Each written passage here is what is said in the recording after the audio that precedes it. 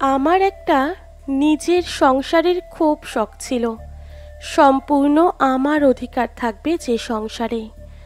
যদি কখনো মাঝ রাতে ঝুম বৃষ্টিতে ইচ্ছে করে খিচুড়ি খেতে, তবে বিনা দ্বিধায় যা করা যাবে।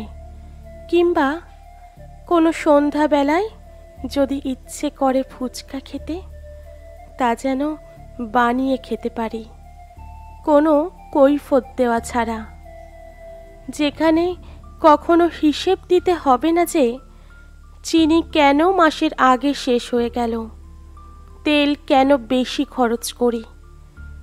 যেখানে কোনো নতুন রেসিপি বানানোর সময় ভয়ে ভয়ে থাকতে হবে না যে যদি ভালো না হয় অপচয়ের অপবাদ গায়ে মাখতে হবে। যে সংসারে ইচ্ছে মতো মেহমানদারি করা যাবে, মেহমানদের সাথে হেসে কথা বলা নিয়ে কৈফিয়ত দিতে হবে না। বিকেলের অবসরে ছাদে যাওয়া নিয়ে কোনো কথা শুনতে হবে না। কিংবা কোনোদিন জ্যোৎস্না রাতে খুব মন কেমন করা নিয়ে ঘুমোতে যেতে হবে না। সকালের ঘুম দেরিতে ভাঙলে কিংবা দুপুরের ঘুম সময় মতো না ভাঙলে ভয়ে ভয়ে থাকতে হবে না।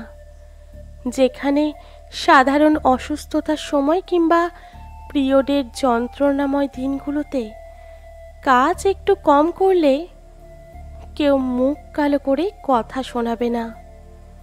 প্রতিটি মেয়ের মনের ভিতর নিজস্ব একটা সংসারের আশা থাকে, যেটা আমি নিজে হাতে একটু একটু করে সাজাবো। স্বামীদের দায়িত্ব এখানে বিশাল পরিমাণ।